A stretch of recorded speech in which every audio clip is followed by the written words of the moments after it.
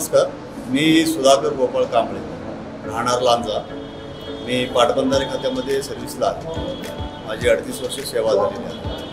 मी रत्नागिरीमध्ये असताना अनेक नाट्य आणि एकांकिका स्पर्धा केलेल्या आहेत। मी आत्ता सध्या रत्नागिरी जिल्हा बौद्धिजन महासंघाचा सरचिटणीस आहे। लांजा तालुका बौद्धिजन संघ जो आहे बौद्ध समाजाचा, त्याचा मी संस्थापक अध्यक्ष आहे आणि लांजामध्ये सामाजिक जे काम आहे ते मी करत असतो।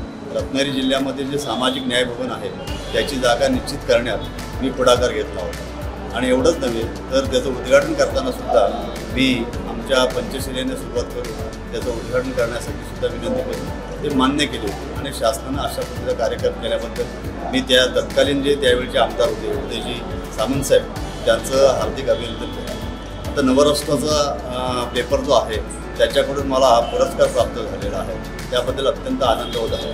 नवराष्ट्र पेपर हा सर्व थरातून वाचला जातो आणि तो दिवसेंदिवस त्याची वाटचाल अतिशय सामाजिक स्तरावर उंचावत आहे, त्याचा फार अभिमान वाटतो। नवराष्ट्र पेपर हा घराघरात पोहोचावा आणि सामाजिक क्रांती घडावी अशा पद्धतीची माझी मनोकामना त्यांना मी देत आहे। त्यांना वाटचालीसाठी शुभेच्छा आणि असंच त्यांनी रत्नागिरी जिल्ह्यामध्ये काम करत राहावं। त्याचबरोबर आता एक आनंद असा होतो आहे की आदरणीय नामदार उदयजी सामंत साहेबांनी रत्नागिरीमध्ये 40 फूट उंचीची बुद्धमूर्ती या ठिकाणी बांधत आहेत। त्याचा एक संकल्प त्यांनी उभा केलेला आहे। संपूर्ण जगाचं लक्ष रत्नागिरी जिल्ह्याकडे लागावं अशा पद्धतीचं कौतुकास्पद त्यांनी काम केलेलं आहे आणि ते त्यांचं नाव आता जगभर होणार आहे। हे रत्नागिरीच्या रत्नामध्ये उदयजी सामंत हे एक आणखीन रत्नाचं नाव कोरलं जाईल, यात काय वावगं नाही।